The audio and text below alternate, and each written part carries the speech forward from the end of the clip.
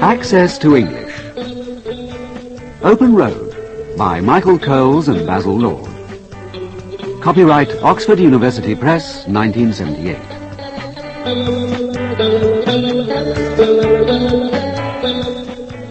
Chapter 1. Starting a New Job. Section 1. Arthur Newton is a young man about to make his way in the world. He's married to Mary, whom he met while they were both working as librarians in a small town called Middleford, which lies to the west of London. Mary's parents still live in Middleford. Arthur's parents live in a village in Berkshire called Applefield. Arthur's father is the village doctor. Arthur's sister, Jennifer, is a student nurse at one of the London teaching hospitals. Arthur has recently completed a management training course at the Earl's Court Polytechnic. After applying for many posts in industry, he has finally been accepted by a company called Robinson Electronics, a rapidly expanding firm in North London. Today, being his first day in the new job, Arthur has put on a new suit and a clean shirt, and looking the part of a budding young executive, has just arrived at the administrative building of Robinson Electronics.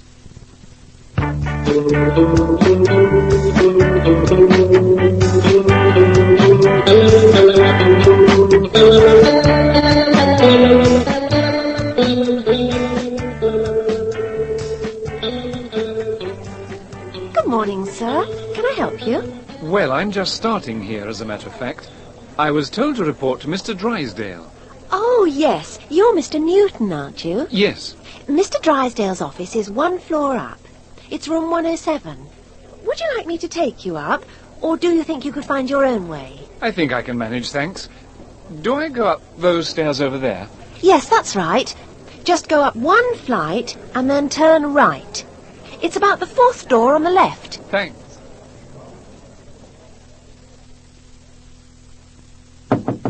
Yes?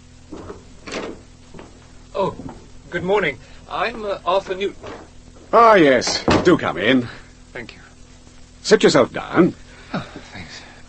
Well, I'm responsible for training, as you probably know. Now, over the next 3 months, you'll be moving around from department to department, so you can get an overall picture of what we do. I see. Tomorrow, you'll be starting on the factory floor. But today, there's an induction program that we've arranged for you and another couple of chaps who are also starting today. They should be here any minute now. Come in. Ah, you must be Harrington and Webster. Now, this is Mr. Newton, who's starting today as well. Oh, how do you do? How do you do? Now, I want the three of you to go up to the small cinema on the 6th floor, where we've got a training film laid on for you. It's right opposite the lift, and you'll find Mr. Young there. After that, if you'll report back here, I'll take you on a guided tour. See you when you get back, then. Right, thank you. Well, where's the lift, then? It's just around this corner, I think. Yes, look, here it is.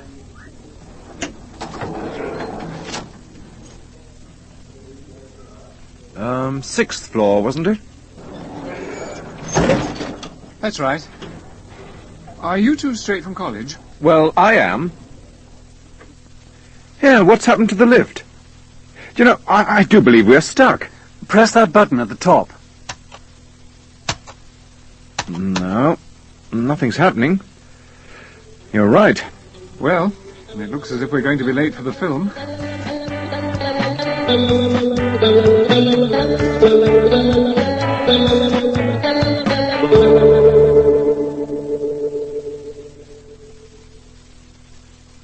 Section 2. This passage comes from the autobiography of Michael Aspel, a TV and radio personality. In Cardiff, I was put to work in the furniture department at one of the local stores. It was a large, fairly old-fashioned place, run, like my parent company in London, by a group of relatives. Being only a temporary member of staff, I was in a very fortunate position. The others, particularly the older members of the staff, were naturally committed to producing good sales figures. I was more of an observer. If I made a sale, I was pleased, but if I didn't, the disappointment was by no means unbearable. I was really there to observe and learn, and as I had no intention of making a career in the furniture business, I wasn't too diligent about that either. One salesman, a peppery character in late middle age, once revealed his insecurity by accusing me of trying to steal one of his customers. Nothing could have been further from the truth, but he demanded that I go to the stockroom with him to settle the matter. He was very small and thin, but to my amazement he started dancing about amongst the carpets and wardrobes, working his arms furiously, and calling on me to put him up. I couldn't put anything up. I was too busy rolling on a 4-foot 6-inch spring interior mattress, helpless with laughter. Eventually he saw the joke too, and we went off to the staff canteen for a conciliatory cup of tea. Oral Practice 1. Practice saying these sentences from the dialogue. Aren't you? You're Mr. Newton, aren't you? Oh, yes, you're Mr. Newton, aren't you?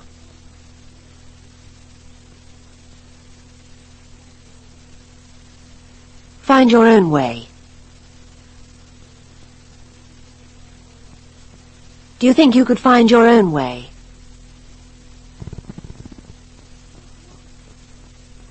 To take you up, or do you think you could find your own way?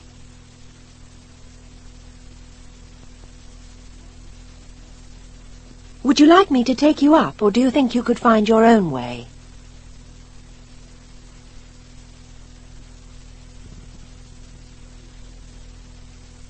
As you probably know.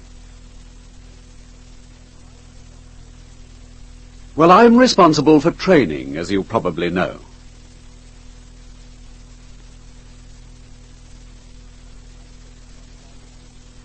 I'll take you on a guided tour.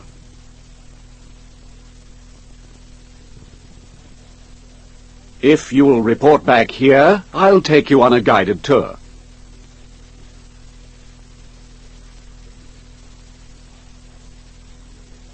After that, if you'll report back here, I'll take you on a guided tour.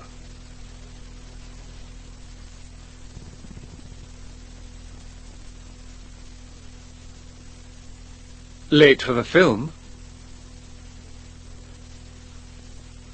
We're going to be late for the film.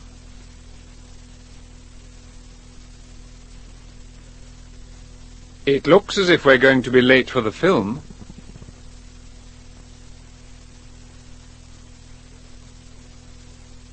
Well, it looks as if we're going to be late for the film.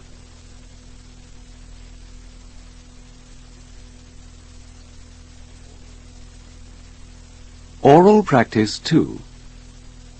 Listen to the dialogue and then take the part of B. How did your first day go then? Not too bad, really, I suppose. There are one or two quite amusing people there. What did you actually have to do? Well, first of all, I was shown round the office. The boss took me and introduced me to all of them there. I can't remember half their names, though. Oh, it's a big office then, is it? Pretty big. Well, tell us what you had to do then. Well, he made me read through all the files. Masses of them there were. Was that interesting? Not really. I'm no wiser now than I was before. What else did you do? Well, that took me most of the morning. And then when lunchtime came, one of the chaps in the room took me up to the canteen for lunch. What was the food like? Not particularly good. There was plenty of it, though, and it's reasonably cheap.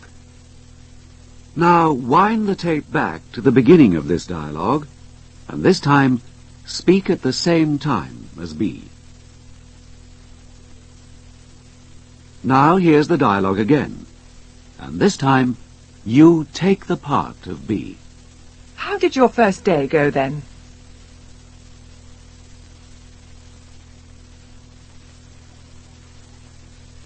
What did you actually have to do?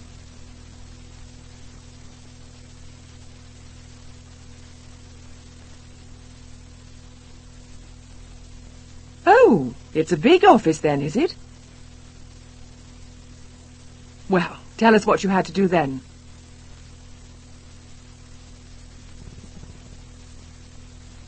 Was that interesting?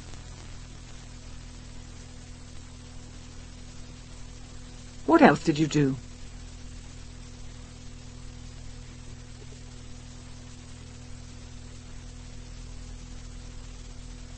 What was the food like?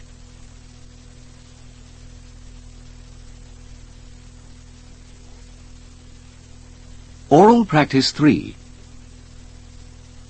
Listen to this passage, which is about a company which sells sewing machines, and then answer the questions in your book.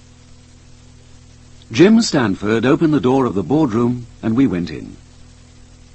It was a fairly large room, with folding metal chairs set out in 2 rows of 6, and it had a raised platform at the far end with a table on it. There were 12 salesmen standing around near the chairs, chatting and laughing, and smoking like steam engines leaving a railway station. And on the dais, Allen, Draper, and O'Neill were talking. Jim Stanford took me over to the group and introduced me. They all seemed nice fellows. Then Draper finished talking to O'Neill and said in a loud voice, "Right. Good morning, gentlemen. Pray be seated." He was obviously in a good mood, but he had bags under his eyes as big as kit bags, and seemed to be making a big effort to stay awake. "Firstly," he said, "I'd like to welcome a new member to our midst, Mr. Russell Tobin. Stand up, Russ." I got up a bit self-consciously and bowed to the fellows, who were giving me a clap, and then sat down again. "And I'd like to explain for Russ's benefit that we meet here every Monday morning for our weekly pep talk. A little psychological shot in the arm to start the week off with a bang. Now," he consulted a piece of paper, "last week was pretty fair, gentlemen. 3 of you did more than 10 machines, and you were all over 5. Not the best week we've had, but not bad at all. Oh, I think with Russ here today, this might be a good time to have another of our mock sales demonstrations, with Mr. O'Neill acting the part of the difficult housewife, and one of you experienced men making the sales pitch. Jim Stanford, how would you like to have a go?" Oral Practice 4. Ask questions. Listen to the examples first. Ask George where he lives. Where do you live, George? Where do you live, George? Ask him what his surname is. What's your surname? What's your surname? Now you ask the questions. Ask George where he lives. Where do you live, George? Ask him what his surname is. What's your surname? Ask Anne what OBE means. What does OBE mean, Anne? Ask her who she works for. Who do you work for? Ask David how he gets to work.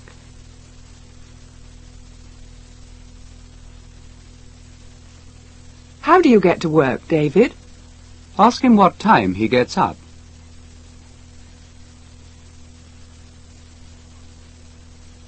What time do you get up?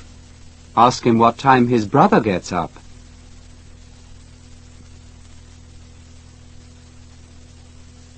What time does your brother get up? Ask Frank how often he goes to the bank.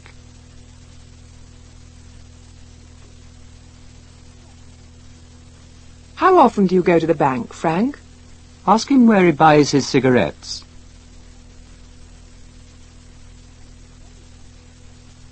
Where do you buy your cigarettes? Ask Bill what kind of books he reads.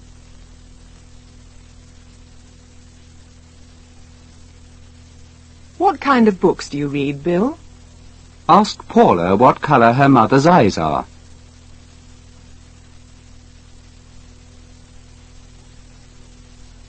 What colour are your mother's eyes, Paula? Ask Jim if he knows the way to Trafalgar Square.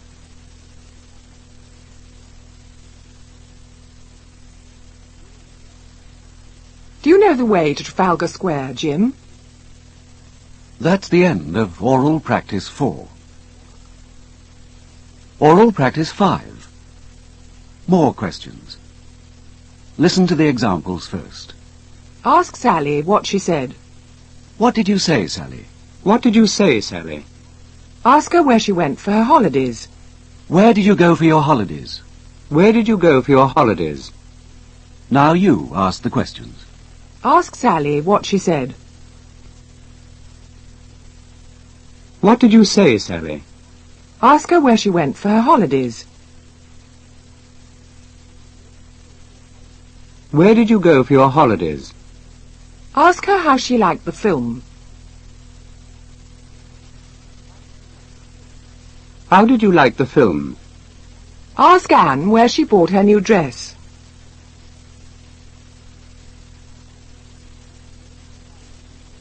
Where did you buy your new dress, Anne? Ask her why she didn't phone you.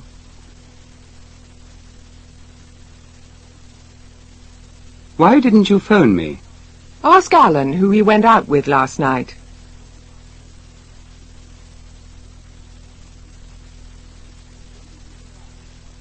Who did you go out with last night, Alan?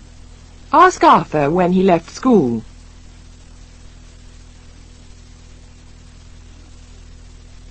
When did you leave school, Arthur? Ask Sally what film she saw.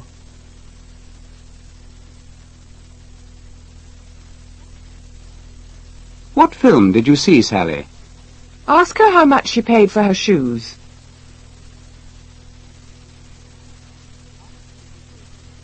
How much did you pay for your shoes? Ask her what time she got in last night.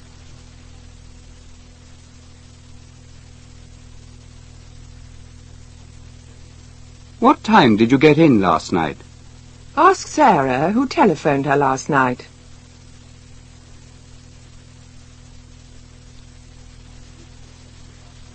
Who telephoned you last night, Sarah? Ask her how she enjoyed the party.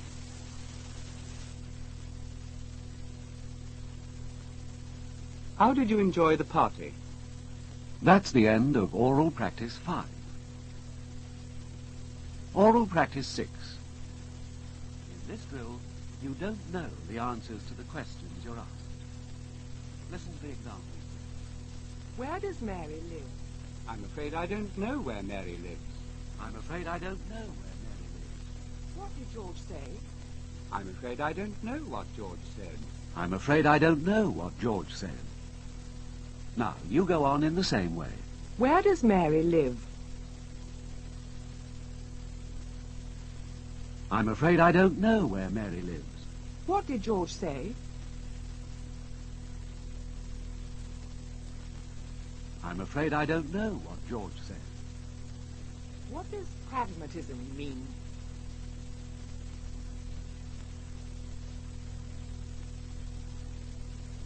I'm afraid I don't know what pragmatism means. Where did Arthur and Mary buy their television?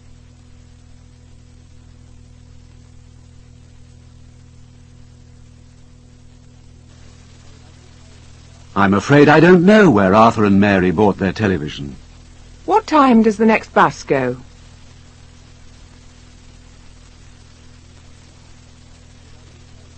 I'm afraid I don't know what time the next bus goes. What time will the party finish?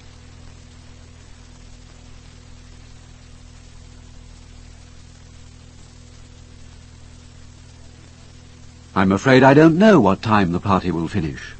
What colour dress was Linda wearing?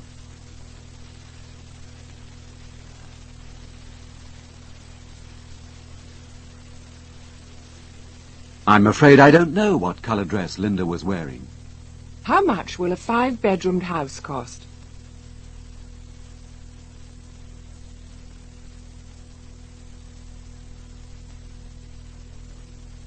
I'm afraid I don't know how much a 5-bedroomed house will cost. Where did we park the car?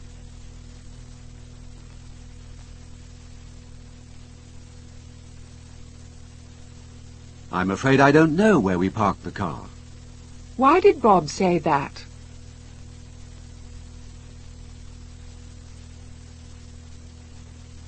I'm afraid I don't know why Bob said that.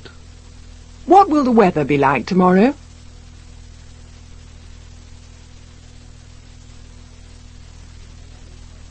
I'm afraid I don't know what the weather will be like tomorrow.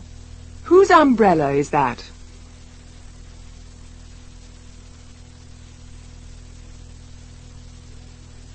I'm afraid I don't know whose umbrella that is. That's the end of Oral Practice 6. Oral Practice 7. Dictation. Cover up the passage and listen, please. Starting a new job can be very confusing. I began working as an audio typist in a large insurance firm last week. First, I was introduced to all the girls in the typing pool. Some of them seemed very old compared to the girls at school. Then I met some of the executives I would be typing letters for. One of them was rather bad-tempered and frightening. I worked hard all day and was glad when it was time to go home. Now you'll hear the passage again, and this time you must write down what you hear. Starting a new job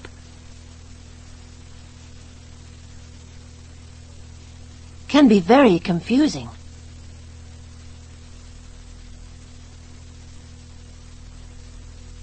I began working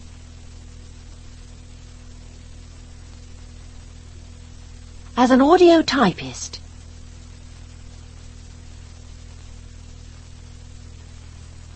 in a large insurance firm.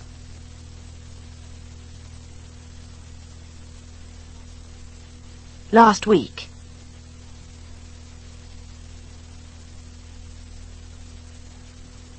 First, I was introduced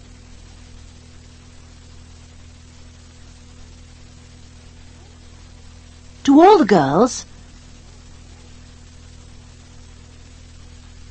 in the typing pool. Some of them seemed very old.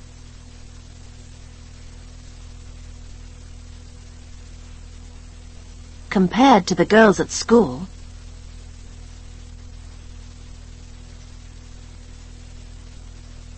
Then I met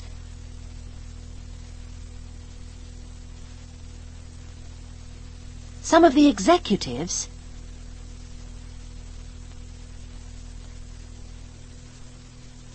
I would be typing letters for.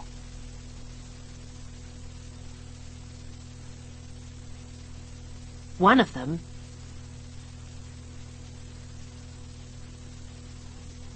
was rather bad-tempered.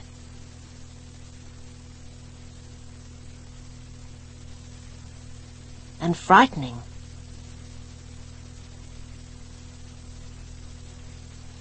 I worked hard all day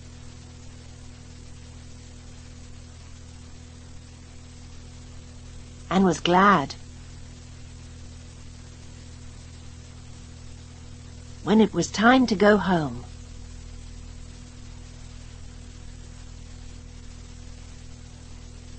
Now here's the passage once again. Starting a new job can be very confusing. I began working as an audio typist in a large insurance firm last week. First, I was introduced to all the girls in the typing pool. Some of them seemed very old compared to the girls at school. Then I met some of the executives I would be typing letters for. One of them was rather bad-tempered and frightening. I worked hard all day and was glad when it was time to go home. Now check the dictation in your book. That's the end of Chapter 1.